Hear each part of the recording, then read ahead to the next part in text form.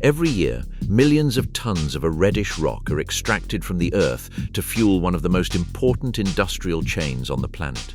From there comes aluminum, a lightweight, strong, and ubiquitous metal hidden in airplanes, cars, cans, cables, windows, satellites, and entire factories.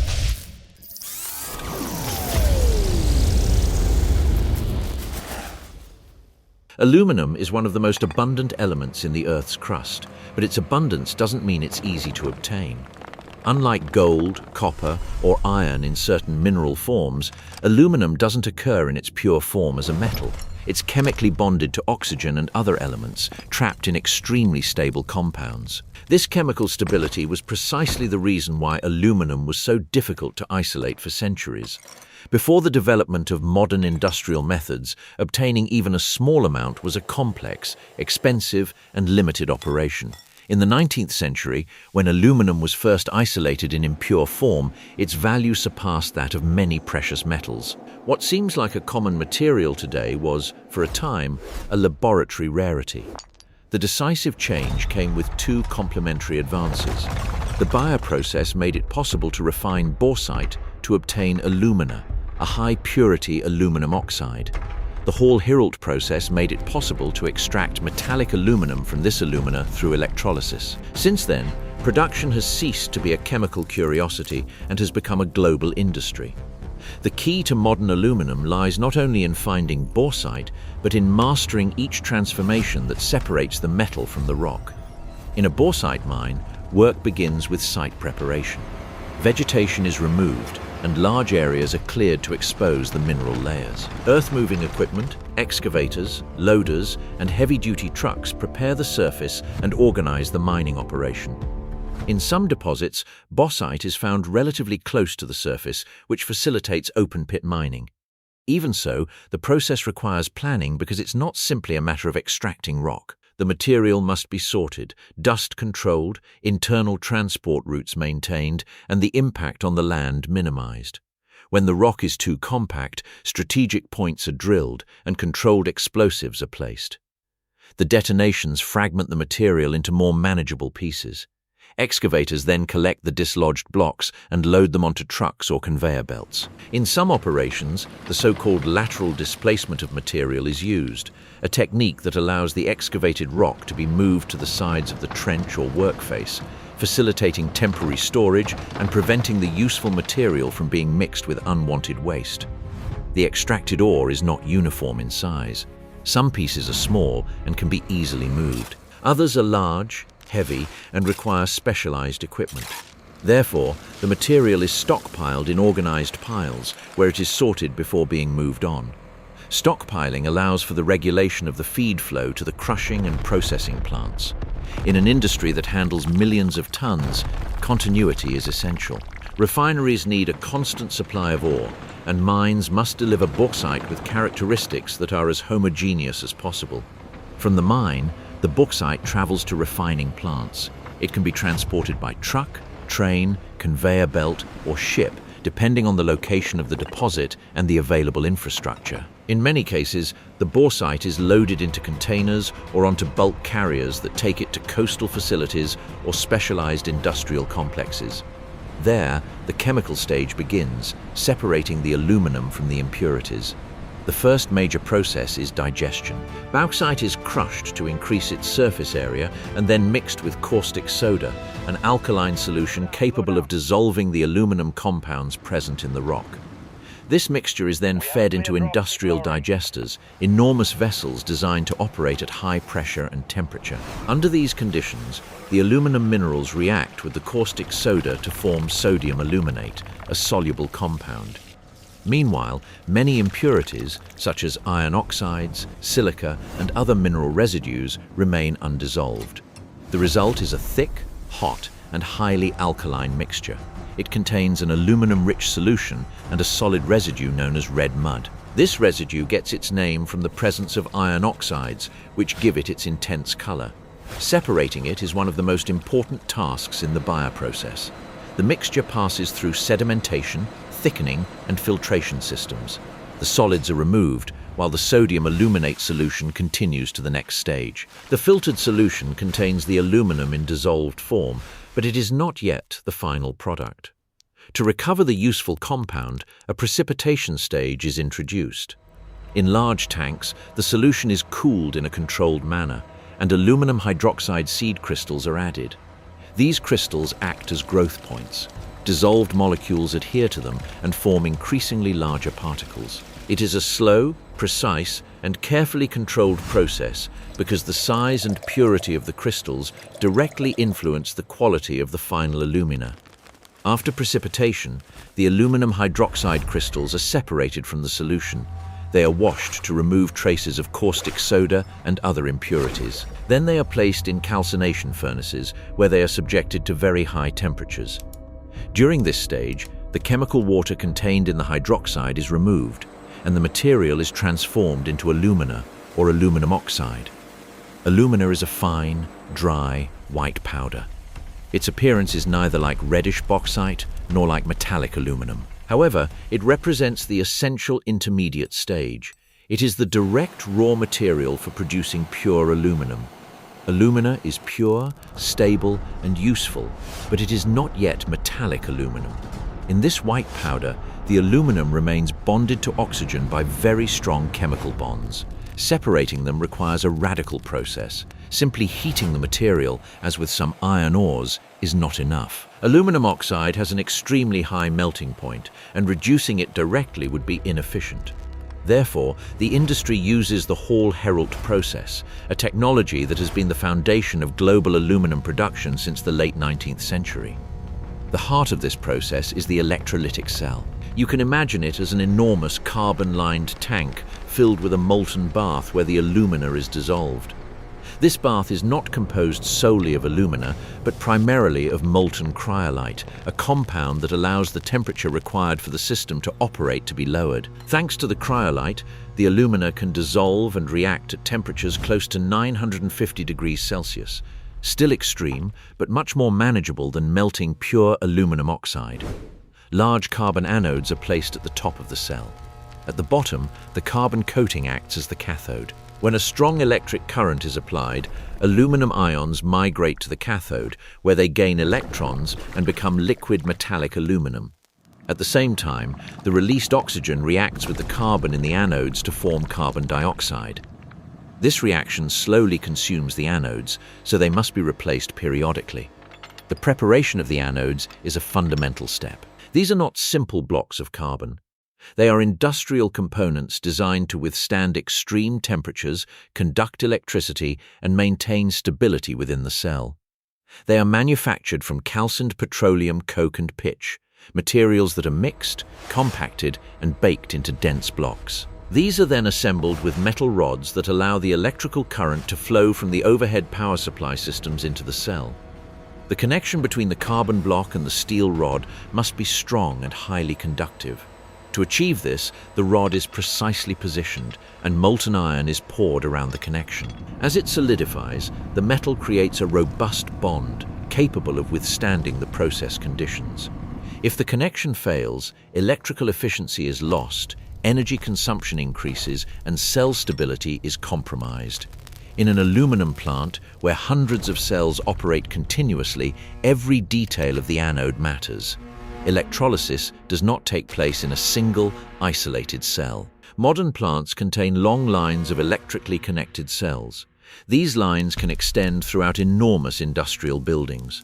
Current flows from one cell to another at gigantic intensities. Aluminum is one of the metals that demands the most electrical energy for its primary production, which is why many smelters are located near abundant electricity sources, such as hydroelectric or thermal power plants or high-capacity industrial grids. Inside the cell, metallic aluminum accumulates at the bottom because it is denser than the molten bath. It remains liquid due to the system's temperature. Periodically, it is extracted using vacuum systems or special ladles. The liquid metal is transferred to refractory crucibles and transported to holding or alloying furnaces. At this point, the aluminum already exists as a metal, but it still needs to be adjusted, purified, and prepared to become an industrial product. Holding furnaces allow the aluminum to be kept in a liquid state while its composition is controlled. Impurities are removed, slag is eliminated, and, if necessary, alloying elements are added. Pure aluminum is lightweight and corrosion-resistant, but many applications require specific properties. To manufacture aircraft parts, structural profiles, car bodies, or beverage cans, small amounts of magnesium, silicon, copper, manganese, or other elements are added. Each alloy modifies the hardness, ductility, mechanical strength, or formability. Purifying the liquid metal also includes removing dissolved gases, especially hydrogen. If aluminum retains too much gas, pores can form in the ingots or finished products. To prevent this, degassing and filtration treatments are applied. The metal passes through ceramic filters or bubbling systems with inert gases that carry impurities to the surface. The slag is removed, leaving the bath cleaner. When the aluminum reaches the required composition and purity, casting begins. The molten metal is poured into heat-resistant molds. These molds can produce small ingots, cylindrical billets, thick slabs, or large blocks destined for rolling. The pouring process must be precisely controlled. If the flow is too turbulent, it can trap air, create internal defects, or disrupt solidification. Therefore, in modern plants, casting combines automation, temperature sensors, refractory channels, and constant monitoring. Solidification is a critical stage. The molten aluminum cools and becomes a metallic solid with an internal structure determined by the cooling rate, chemical composition, and mold design. In some systems, cooling is accelerated with controlled water to form large ingots. These blocks can weigh several tons, even tens of tons in specialized plants. Although they appear to be simple masses of metal, their internal quality defines everything that happens next. Once solidified, the ingots are inspected. Their weight, surface finish, chemical composition, and the presence of any defects are checked. Mechanical arms, cranes, and conveyor belts move them to storage or preparation areas. Some ingots are sold as raw material. Others undergo further processing within the same plant, where they will be converted into sheets, coils, bars, profiles, or semi-finished parts. When aluminum emerges from the foundry as an ingot, slab, or billet, it has already passed the most complex stage of its creation. But it still retains a basic form. It is a solid, heavy, thick mass, impractical for most everyday uses. To transform it into cans, sheets, structures, cables, profiles, or industrial parts, metallurgy must give it geometry. This is where mechanical processes such as rolling, extrusion, drawing, cutting, and heat treatment begin. Rolling is one of the most important processes. It consists of compressing the aluminum between giant rollers to reduce its thickness and increase its length. Before rolling, the ingot or slab is preheated. The aluminum is placed in furnaces that bring it to temperatures close to 500 degrees Celsius. This heating is not intended to melt the metal, but rather to make it more malleable and uniform. The heat allows the material to deform without breaking and reduces the effort required to work it. Once heated, the ingot can undergo a reaming or surface milling stage. This removes imperfections from the top and bottom faces. The surface is then clean, smooth, and ready to enter the mill.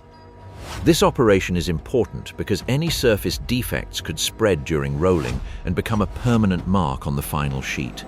Aluminum manufacturing demands precision from the inside out. The hot rolling mill consists of enormously powerful rollers. In some cases, motors of thousands of horsepower rotate the cylinders that compress the metal. The ingot passes between the rollers again and again. With each pass, it loses thickness and gains length. A thick slab several meters long is gradually transformed into an increasingly thinner strip. The process can be reversible, meaning the metal moves in one direction, then reverses and passes through the rollers again with a smaller gap. During rolling, the aluminum cools gradually. Operators control temperature, speed, pressure, and thickness. If the metal is too cold, it can harden and crack. If it is too hot, it can warp unevenly. The goal is to achieve a progressive, steady, and precise reduction. At the end of hot rolling, the aluminum no longer resembles a block. It has become a much thinner strip, which can be wound into a coil. Then comes cold rolling. In this stage, the aluminum is processed at much lower temperatures to achieve final thicknesses, a better surface finish, and more precise mechanical properties. The coil then passes through additional rollers that further reduce its thickness. This process produces sheets for packaging, panels, vehicle bodies, roofing, cladding, heat exchangers, and a vast array of other applications. A single coil can contain hundreds or thousands of meters of wound aluminum. The reduction in thickness can be impressive. An ingot that starts out tens of centimeters thick can end up as a thin, flexible, and continuous sheet. In the case of products like aluminum foil, the material reaches extremely small thicknesses. For beverage cans, the aluminum must be thin enough to save weight, but also strong enough to withstand internal pressure, transport, impacts, and industrial filling processes. This combination of lightness and strength is one of the reasons it dominates the packaging sector. Not all aluminum is made into sheet. Many industries need bars, profiles, tubes, or specific shapes. Extrusion is used for this. In this process, a cylindrical billet of aluminum is heated and forced under pressure through a die with a specific shape. It's similar to forcing a mass through a nozzle, but with hot metal and enormous forces. Upon exiting the die, the aluminum acquires the desired cross-section. Profiles for windows, structural frames, rails, heat sinks, vehicle components, or architectural elements. Another important process is drawing, used to manufacture bars, wires, or tubes with very precise dimensions. Aluminum is passed through increasingly smaller dies, which reduces its cross-section and increases its length. This method improves the finish, controls the diameter, and modifies the material's mechanical properties. When electrical cables are needed, aluminum is drawn into conductive wires. Although copper conducts electricity better, aluminum is much lighter, which is why it is widely used in long-distance power transmission lines. Aluminum can also undergo heat treatments. Some alloys are heated and cooled under controlled conditions to improve their strength. Others undergo artificial aging processes, where the metal's internal structure changes over time and with temperature. Thanks to these treatments, aluminum can be adapted to very different uses. Flexible packaging doesn't require the same properties as an aerospace component. A window doesn't demand the same performance as an automotive suspension component. Aluminum's versatility stems from its chemistry, but also from subsequent industrial control. When coils, bars, or profiles are ready, they undergo quality inspections. Dimensions, thickness, weight, composition, surface finish, and any defects are verified. Each coil receives identification codes that allow its origin, alloy, production batch, and manufacturing parameters to be traced. This traceability is essential for industries where a failure can have serious consequences, such as aviation, rail transport, construction, and energy.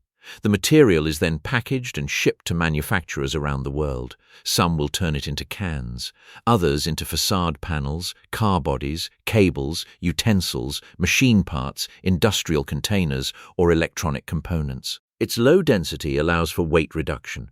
Its corrosion resistance is due to a natural oxide layer that forms on its surface and protects it. Its thermal conductivity makes it useful in radiators, heat exchangers, and heat sinks. Its reflectivity makes it valuable in lighting, telescopes, and space equipment. Its recyclability completes the industrial cycle. Recycling is one of aluminum's greatest advantages. Unlike other materials, it can be melted down and reused many times without losing its key properties.